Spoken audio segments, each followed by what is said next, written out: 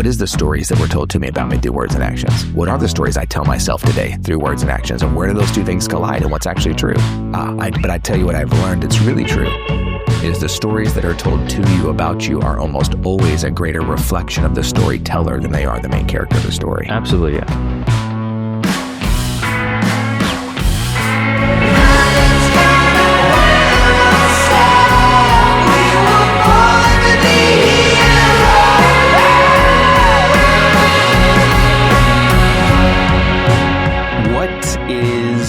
Something that you would say is hard in your world right now?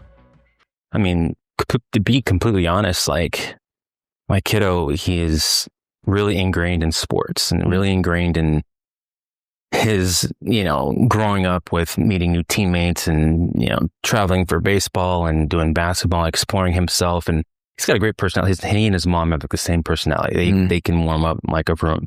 I'm completely opposite. Like I am, leave me alone. I'm going to be over here. I'm the parent with the fold out chair, along the fence. Yeah. I'm not sitting in the stands because all the parents in the stands, they're talking about everything but what's happening on the field. Yeah. And I shouldn't say like all of them, but it becomes a social hour, which is fine. For sure. So what's hard for me is knowing we've got these, we have doing this travel ball thing. We've got double headers on Saturday. We have double headers on Sunday. We have games on Wednesdays. And I get this anxiety of like having to deal with these parents. And it sounds really selfish, but no, there's a part of me, and a lot of this kind of goes back to like what I do professionally, just in Dallas in general. I have an anxiety about being different because we're the only black faces 99% of the time, at these games. And so I'm not the most warm, welcoming, like people say like, you've got this poker face, which I do, but I'm not mad. It's just how I look. Yeah. So like going to these games, there's this mental block where I know like, if I try, cause mom's like, come on, you at least got to just try and come sit, but if I try, I feel like they're already like, ugh, this guy's too serious or this guy doesn't like us or something. So I think I create this own world where I'm too in my head about wanting to like interact. But then I'm also, like, I don't have to do that. Like, I'm here to watch my kid play games. So I feel like, I don't know if that like affects my child, if he thinks that like, oh, my dad just doesn't like people or he just doesn't want to. But I think in general, it's like me, my upbringing, always being one of the only black people in the room or in this like space. And it's like this uncomfortable, and I don't know why, because I don't think that people are like, oh, we don't want to sit next to him. It's just this whole ball of confusion in my head. And I've lived with this. I'm fighting with this, and it goes back to a lot of things, but that's quite honestly one thing. Even last night Wednesday night we had baseball games, and like I said, all the families are sitting under the stands, and I'm propped up by myself, and I feel completely comfortable. But at the same time, I'm like, maybe I should be, I don't know. I don't know. I don't know. That's describe for me, if you could put into more words. I hear you saying when you were sitting in the chair on the third base line out by the fence, dialed into the game, you said, I'm very comfortable. Yeah. I'm here doing the thing that I came here to do. I can see my son. I'm cheering for the team. I came here to be present with him. I want to be present. Yeah. I know that if I go over there, let's put the anxiety and all the stories we've created aside. Just in general, I know if I go over there, one, I'll probably be distracted. Two, they're not even doing the things that I would want to be doing or talking about the things that I would want. So now I have to have a conversation I don't want to have. I can't pay attention to my son because I'm going to miss something because they're talking about the last time they went to the Netflix show they watched or that I don't care about. Yeah. And doesn't really feel like anybody wants to get to know anything about anyone. We just all like to sit around and talk about ourselves. That's good. Yes. Is all that fair so far? So far. And I'm not putting them on blast. Because I'm very aware of, like, I coach my kids' team. I am your wife. You are my wife. She if my son is pitching, she is out in the outfield fence by herself, doesn't want to be around anyone, can't look at anyone. She's like, one, I'm too nervous. And two, if they talk to me or they make a comment about Ezra, I'm going to lose it. So I need to go by myself. It's like, okay, sure. And I don't even ever pay attention because I'm coaching and I'm yelling at everybody anyway. So it doesn't really matter. Yeah. But I'm curious for you. Could you give me more words to describe the angst that you feel, the tension between, I think I'm supposed to be over there with them versus I don't want to be, but it has nothing to do with them. It has everything to do with the thing that I want. I think maybe because growing up, my parents were always at my games and they were interacting, and my parents had friends of my teammates and parents, and they were a big ball of friendship. But I don't think that I was out in the field, so I don't know. But I do remember after the game. So I'm going to interrupt you. It's really important. Yeah. So do you think that could be the case for your son? Because the comment you made was, dude, does my son think that my dad doesn't care and is unfriendly? And you said in your experience as a player, were you aware of what your parents were or were not doing socially while you were on the field? I feel like I was somewhat aware. Okay. Yeah, maybe. But I was in the game, playing the game. So, but I just remember, I'll say, I remember my dad was the most, approachable. What's the word I'm looking for? Like charismatic? Charismatic. He was friendly. Kids, parents, the kids, and also my dad coached me for a long time too. So there's a double dynamic here. Yeah. Some on the teams that he didn't coach, he was in the stands. But obviously when he was coaching, like yourself, he didn't have the opportunity. But my mom, she was very talkative, and she's a very approachable person for some reason. And let me say this, like, me and my kid's mother aren't together, and we've never been married, but we have a great relationship. In fact, I have known her new husband longer than she knows him, and so we both, has nothing to do with that, but they're literally after the games going to taco joint and with the kids, that I'm like, there's no damn way I just don't want to do those things. So I'm trying to figure out so in a very simple way, with no clause and no disclaimers, why? Because I feel uncomfortable.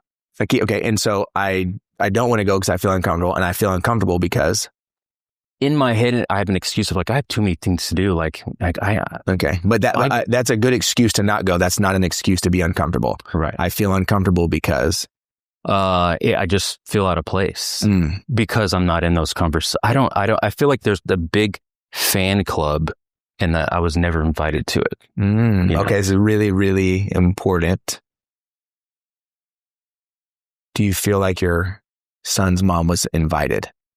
Say it again? Do you feel like she and her husband were invited to the fan club?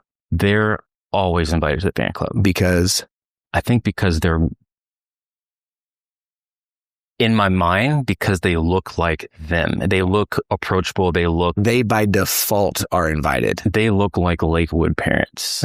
They look like, by default, even though my kid is almost as dark as your pants, you know what I mean? But they know that this child is half mine. I think they might think that we have a bad relationship because of the fact that Cruz is the only kid on the team who has two dads. Yeah. Maybe they automatically think oh, well, we're going to choose this side because, and these are the things that go into my mind. Listen, I greatly appreciate the story that is in your head coming out and being said aloud, because I think 97, I made up that percentage, I don't know if that's true, 97% of us as human beings are doing the exact same thing all the time. The reason most individuals I find can't find freedom, peace, or clarity from it is because they never say it out loud, so they never can hear it. So I hear you saying it out loud. If we look at it very pragmatically with no emotion, we can both hear you say, I've never been invited. They don't like me. They think that I'm silly. And here's the 5 things that they think about me and my son in this relationship. And therefore I don't belong. And let's go I'm going to say at best, no more than 50% of that could actually be true. That would even be a high percentage. But I think we just have to live under the idea that your lived experience is there's at least a portion of it that's true. Yeah. Because there's a portion of it that you've been in plenty of environments that it wasn't welcoming and it wasn't that inviting. and no one really seemed to care. Mm-hmm. What do you want? If we could remove the anxiety, what would you want? I want everybody to just pay attention to the game. Okay. You know, I want, because that's where I think for me, I feel like that's where we get the most value of going to the games and supporting our children and not sneaking beers in a cooler. Yeah, so I think what you said is really important, and it doesn't make the tension any less. Maybe it does reprieve a little bit of anxiety in the future. They don't want what you want. Right. Maybe. Well, how do we know? Maybe they're used to that world, and maybe they want to be like me. Maybe they're stuck over there. Maybe. Who knows? Do you have a desire to show them a new way? So, of course. I mean, I have a desire to show a lot of new ways, like with how I perceive myself to anybody. The interesting thing is that like I have this brand that I'm building that talks about diversity, that talks about, you know, diversifying a community. And myself, even at the smallest activity, my kid's baseball game, I'm not practicing what I preach. But it doesn't mean that I have to force myself into a uncomfortable situation. So let me say this, at the beginning of the seasons, I do try, like the first couple games. Hey, John, hey, Mark, hey, you know, that it's cool. But then there'll be a parent, hey, saw your sweatshirt at the bar the other day. I'm like, I'm not here to talk about that. I'm here. My kid's up to bat. You know what I mean? Like, I got to go over here. And then I just hear all those conversations, and it's like, no, I'm here for my child, but I feel bad because I'm the community diversity by way of Dallas guy. Mm-hmm. I'm not doing that. Mm-hmm. But they're probably not thinking that. But in my head, I'm like, yeah. But I think I agree. I would put a lot of money on the line to say they are not thinking that. However, you're thinking that. Mm-hmm. So I think it sort of has to be reconciled. Do you or do you not want to do something about it? And that's not loaded. The answer can be no. I want to go to the game. I don't want to talk to them. I don't want to think about inclusivity or diversity or being a community member. I want to think about my child. And I have 90 minutes, twice on Saturday, twice on Sunday, and occasionally on Wednesday, to be able to have that time. And that's not my focus. And I don't think there's anything wrong with that if we can just make peace with that's what we're doing when we're there. Mm-hmm. Because I think 90% of the stories you think they're thinking about you, I don't think they're thinking, because I think they're thinking about themselves. In my experience, I've never met a human being who wasn't thinking about themselves. Mm-hmm. And those that weren't, humor me, are thinking the way that you are thinking. Mm-hmm. But there's not a lot of us. And that's not a statement about you and I being better or anyone else being worse. That's not a value proposition. Rarely do I come across someone who in an active scenario is thinking about this situation and others more than they are considering themselves. Mm-hmm. It's not often. Mm-hmm. So I'm pretty sure they're not thinking about you. Maybe I watch too much Curb Your Enthusiasm, and like, I feel like Larry David with this stuff all the time. Maybe.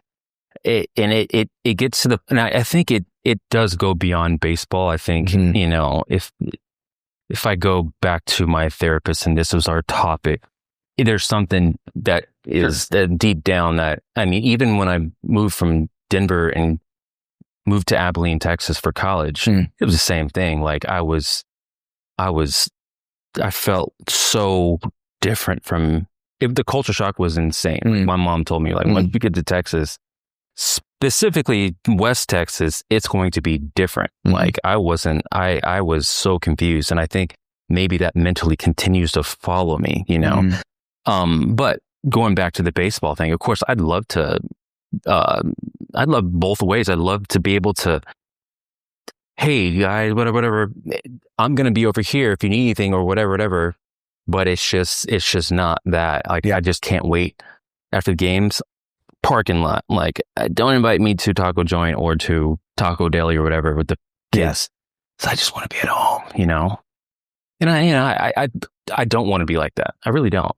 So this is going to sound condescending, and I don't mean it that way. So the next time, go to the parking lot and get an invitation.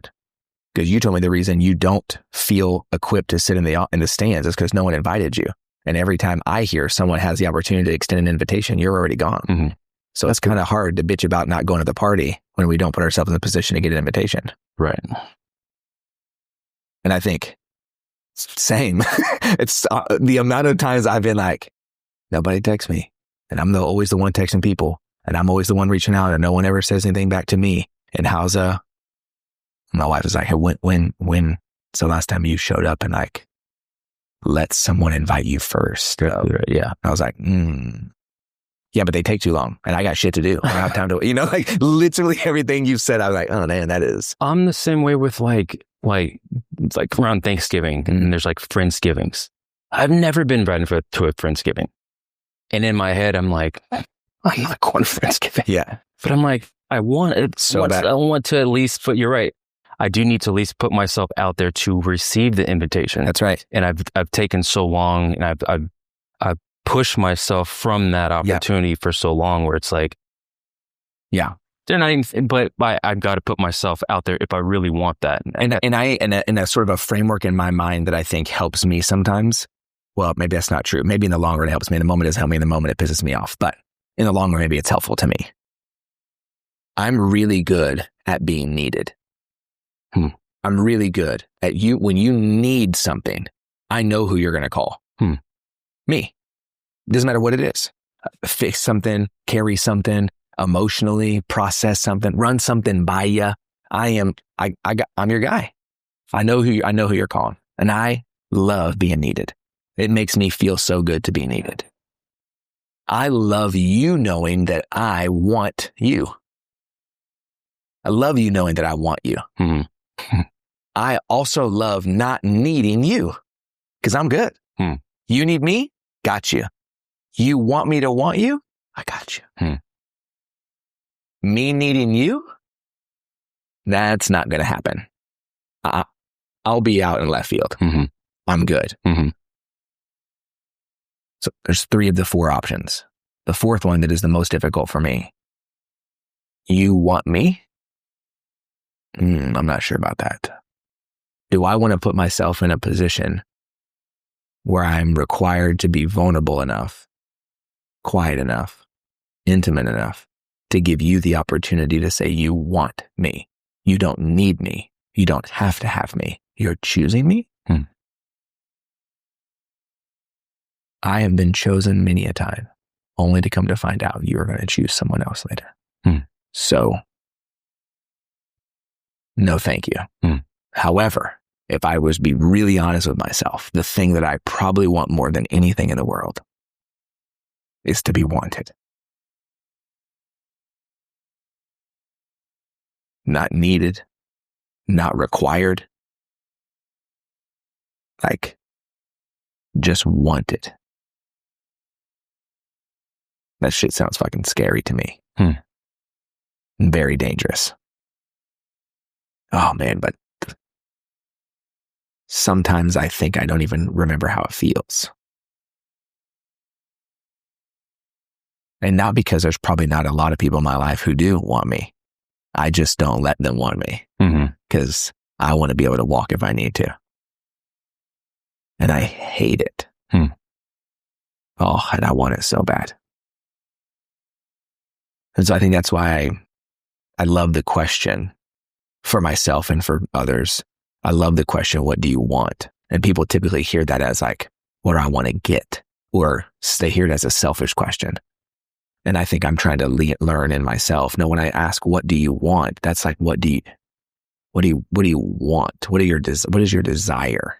And then can I make peace with that desire? And if the desire on Saturdays for the first game is left field because I don't want to get dialed in and get everything ready, okay, great. But in between the doubleheader, for the love of God, go to the stands and just humor yourself and shoot the shit with no obligation other than let's see if I get invited to taco joint. And if they invite me, Mark, I'd love to go. Great. And then go. And you may go and be like, man, I now know I do not want to come back here. That is absolutely. You know, it's like, okay, thank you so much, Mark. I know this is not my jam. Also, maybe there is something about your son having his dad at taco joint. Just to look over and see his dad with the dads. That maybe it doesn't really matter if we like taco joint or not. Mm-hmm. Maybe that is something we want. And so maybe that some days, not always, but some days that supersedes the idea of whatever we think we're supposed to be doing. And just showing up. And just showing up. Mm-hmm. And just showing up. Yeah. Yeah. I've only ever coached my son's team. I've never been a parent in the stands. And I think this is the last year that I feel like equipped to coach kids. And at this point, I feel like after this next go around, like they think they're going to start to need things that I could probably learn if I would spend enough time on YouTube, but like I got other things to do. So I'm thinking I'm coming to my cap of at least head coaching years. I'm coming to the end of my run here, which it makes me want to, I can't even think about. I don't want to think about it. Nonetheless, I kind of been like contemplating, like, what am I going to do? Because man, the amount of control I have of myself because I know I get to control everything else when I'm out there. When I get up there and I have no control. That'll be interesting. Because like I don't know. I don't know if I'm ready for that. That'll be interesting to see. I decided not to coach because of, I just want to relax just. Isn't it interesting how you didn't coach because you just wanted to relax? And in 19 minutes talking about how unrelaxed we are. Yeah. You know, but I'm not relaxed, Well, no, yeah, I mean, it's both. That's an unfair statement. There are many moments I would guarantee you're in that folding chair and you are feeling fucking fantastic. Yeah. However, there is this constant other thing going on that it's because you're a regular ass person like the rest of us. Yes. Has a tension of, should I sit here or should I sit there? So both are fair. What else is interesting now? I'm thinking about this and appreciate you divulging because it's starting to open up things in my head, shifting towards like his basketball games. And like I said, we live in Lakewood and there are very few people there who you can just tell that parent is different. That kid is different. There's a lot of the same. It's very homogenous environment. Everybody dresses the same car, same everything. Yeah. And so when somebody different comes into the environment, it feels like a little bit of oil and water, probably because it's just the norms just don't understand, wow, why is this guy wearing a backwards hat, or why is this guy wearing this, whatever, and not the slacks with the loafers, whatever. Right. But I think like, even within the community that we live in on my block, I'm that different parent, I've got this old Range Rover and these two vintage Mercedes parked in the driveway when everybody else has the Suburbans and Yukons and whatever. Yeah. And I'm never getting invited to the block party.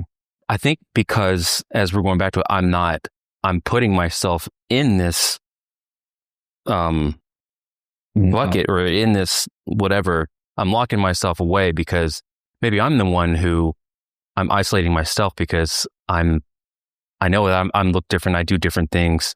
I'm not putting myself out there to like give them a chance. Yep. I can't fault them. And at the basketball games specifically, we'll replace left field with, the baseline on the other opposite side when all the other parents are chatting, whatever. And it's like, sometimes I do, I want to be over there. They all know that that's my kid, and they all cheer when Cruz makes a basket, whatever. But at the end of the game, I'm like, how can I skate through this door and snatch my kid? Because I don't know what to talk to these people about, like I don't know what those conversations are going to be like. So it's a dynamic that for sure somehow ties back to my childhood of something like just my upbringing or I don't know, that's one thing that I'm really trying to figure out that gives me anxiety of like on the weekends. And it seems so small, but and I don't want my kid to feel uncomfortable. And I don't think that he does, he hadn't said anything to me about it, but I don't want him to grow up with that, knowing that, hey, this is the dad who hangs out with everybody else. And this is the dad who doesn't, So it's And I've never talked about this ever. So this is a right on time. I wouldn't even know who to talk to about it. I appreciate that. Yeah. Yeah, it's interesting. I would, your son's 11? He's 11, yeah. Yeah, so I think it would be interesting, maybe this weekend, it's a little challenge, knowing that someone's going to go eat somewhere. It's inevitable to get for 4 baseball games in 48 hours. Someone's going to eat someplace between games after a game or something. For sure. Right? Yeah. I think it'd be interesting when that occurs to go, hey, Cruz. I think everyone's going to taco joint. I was thinking about going. Do you want me to go? Just see what he says. Mm-hmm. And not because we have to do anything that he says, but just to know. Mm-hmm. Oh, yeah, that'd be awesome. Come with us. Okay. Great. And there you go. You are obviously capable of having a conversation. You're obviously capable of talking. So that's not the issue. Mm-hmm.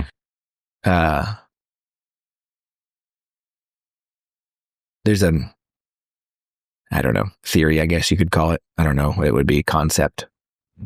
You keep referencing going, there's something someplace occurred, an event, a communication, a series of events over a period of time that has led to this thought or idea that you have or you're carrying. I sort of have this concept to go that I think the things that we believe to be true about us come because there's 2 narratives at play in our life all the time. There's the stories told to us about us. Those are the things that other people have said to us through words, through actions, through communications, and then there's the stories we tell ourselves about ourselves. Those 2 stories are at play always. They're always running parallel to each other. Mm-hmm. Occasionally, and by occasionally, often, those 2 stories collide. And when they collide, it tends to represent a truth, lowercase t, because it doesn't mean it's real, but we think it's real, a lowercase truth about who we are. So I've been told my whole life, Rocky, you're too intense. Let's go back to the other one. Let's stay on the same track. I've been told my whole life, through actions, there were other things in life that were more important to me than me. Parents got divorced when I was young. Dad moved, got remarried, has a family, has 2 boys. I love my father. The best relationship today we've ever had. And the duration of my life, it has been communicated to me from my father's actions that his new life is more important than me. My mom's been married and divorced multiple times. Went to 13 schools before I graduated high school, 11 prior to 7th grade. It was communicated to me in duration of my childhood that men and jobs are more important than me because I'm going to pick a man or I'm going to pick a job and you're just going to come along. I'm not interested in what you need. I'm going to do this for me. Okay. Via relationships, I was previously engaged before I met my wife, and she chose someone else that was more important than me and tried to lie about it, have her mom tell me instead. Like, of a lot in business, people who've walked away, owes me hundreds of thousands of dollars and never gained it back and never talked to me. I have plenty of environments in my life. Stories told to me about me through words and actions have been, Rocky, you're not good enough. You're not valuable enough. I'm going to leave you. So I'm going to suck everything I'm going to get everything out of you I possibly can, and then I'm going to bounce. Greatly appreciate you. Mm-hmm. So the story I tell myself, if I make myself needed, not wanted, but needed, you will always choose me because I will be in control. Those 2 stories collide. A truth is born. The truth is, be needed, not wanted. You will never be alone, but you may never be loved. Fast forward 43 years. So I think that's a framework that we can take and apply to absolutely a lot of areas of our life to go, okay, what is the stories that were told to me about me through words and actions? What are the stories I tell myself today through words and actions? And where do those 2 things collide and what's actually true? What's actually true is people do suck. That's true.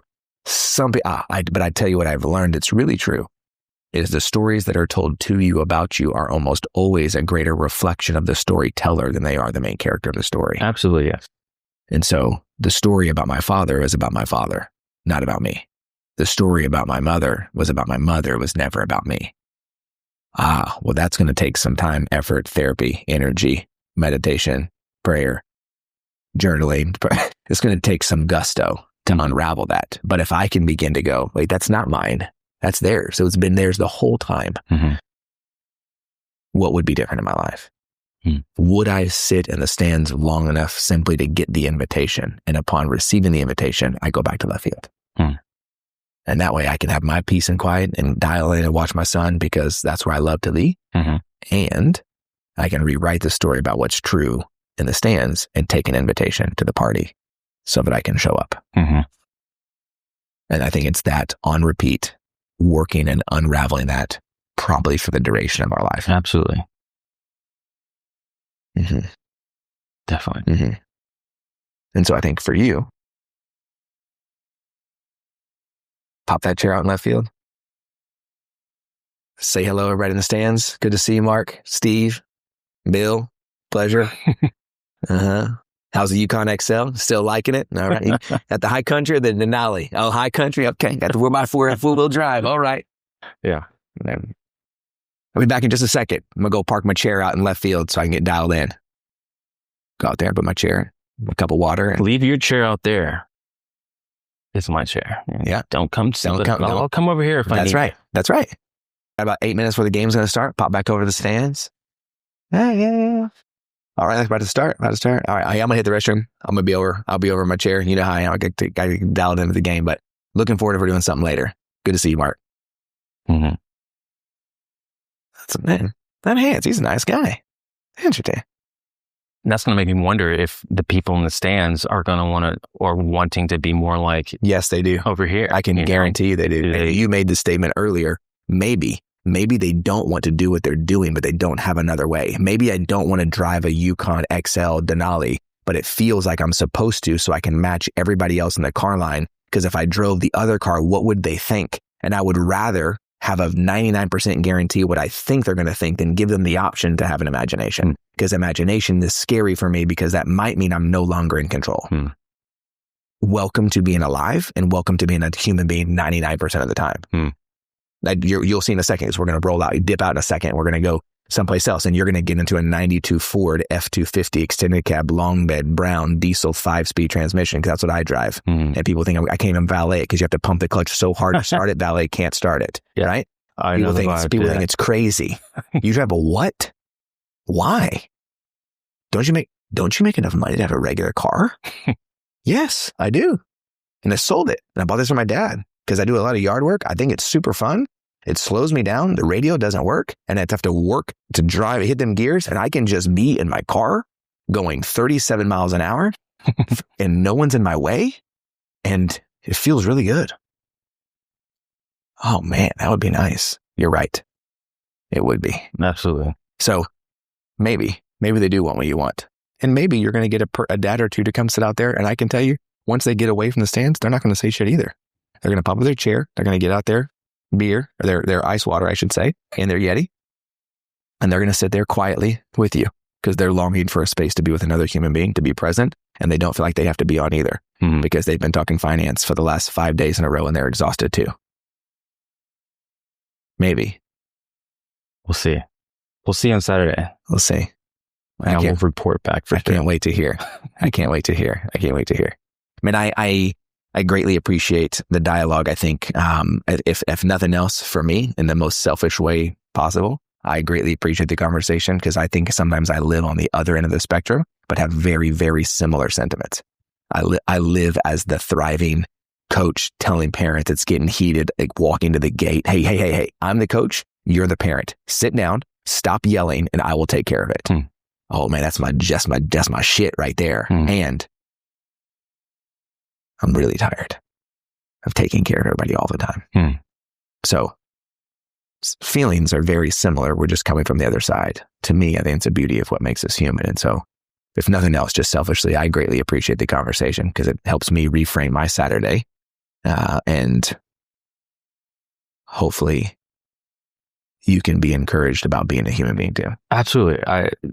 It's opening up just right now. I feel tingly because it's like now I have a goal for Saturday and Sunday. Like it's not hard. They're not going to pull out a knife and stab me, you know, and who cares what happens? Like that's one thing I'm good at is if there's something like I really want to do, I'm just going to try it. I'm going to do it. And if it works, doesn't work, whatever it is, what it is. But this is something that could be a very positive step with just my child's perception of his dad, you know, like whether that's an issue or not. Right. I don't know. He's 11. I don't think he would open up, but it could, you know, why not? Why not? You know, it'll be fun to see what happens. Yeah.